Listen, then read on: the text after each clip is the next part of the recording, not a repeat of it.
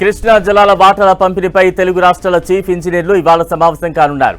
ఇదే అంశంపై నిన్న కృష్ణా నది యాజమాన్య బోర్డు సమావేశమైంది. అయితే నాగార్జున సాగర్, శ్రీశైలం జలాశయాల కింద ఉన్న పంటల్ని దృష్టిలో ఉంచుకుని ఓ నిర్ణయానికి రావాలని తెలంగాణ, ఆంధ్రప్రదేశ్ రాష్ట్రాలకు బోర్డు చైర్మన్ సూచించారు. ఈ మేరకు రెండు రాష్ట్రాల చీఫ్ ఇంజనీర్లు సమావేశమై ఓ అభిప్రాయానికి రావాలన్నారు. రెండు రాష్ట్రాలు ఓ అభిప్రాయానికి వచ్చిన తర్వాత రేపు కేఆర్ఎంబీ త్రిసభ్య కమిటీ సమావేశమై నీటి విడుదల విషయంపై నిర్ణయం తీసుకునే అవకాశం ఉంది. హైదరాబాద్ జలసౌధలో నిన్న జరిగిన Krishna river management board meeting హాట్గా సాగింది.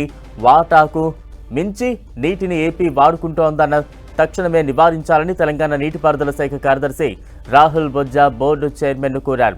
శ్రీశైలం నుంచి ఉన్న పోతిరెడ్డిపాడు, ముచ్చుమర్రి తదితరాల అవుట్లెట్ల నుంచి ఏపీకి నీటి విడుదలను వెంటనే ఆపాలని అన్నారు.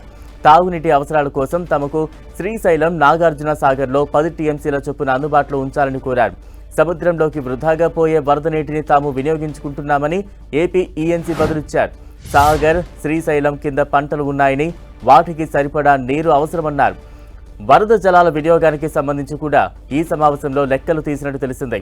నల్గొండ సిఈ అజయ్తో మాట్లాడేందుకు ప్రయత్నిస్తే ఎస్ఎల్బీసీ సహాయక చర్యలో ఉన్నందున అందుబాటులోకి రాలేదు. దీంతో ఏపీ సీఈని నల్గొండ వెళ్లి అక్కడే మాట్లాడాలని సూచించారు. ఆ తర్వాత రేపు జరగనున్న త్రిసభ్య కమిటీ సమావేశంలో నీటి విడుదలకు సంబంధించి నిర్ణయం తీసుకునే అవకాశం ఉంది. కృష్ణా బోర్డు సమావేశం అనంతరం ఇరు రాష్ట్రాల ఇంజనీరింగ్ చీఫ్లు విడిగా సమావేశమయ్యారు. ఈ నెల 11 వరకు నాగార్జున సాగర్లో 510 అడుగుల పైన 63 టీఎంసీల నీరు, శ్రీశైలంలో 834 అడుగుల పైన 30 టీఎంసీల నీరు మిగిలి ఉంది.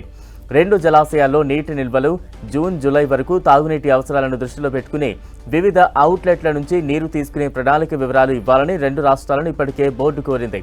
అటు ఆంధ్రప్రదేశ్ ఎక్కువ నీటిని ఉపయోగించుకుంటోందని తెలంగాణ ప్రభుత్వం బోర్డు కేంద్ర ప్రభుత్వానికి కొన్ని రోజుల క్రితం ఫిర్యాదు చేసింది.